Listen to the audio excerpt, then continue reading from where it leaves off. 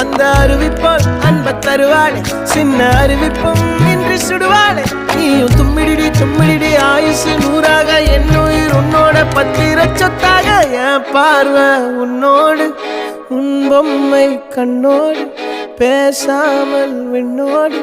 நாம் மிதந்து போவோம் காதாரா அடியாளோ நான் தாங்க மாறோடு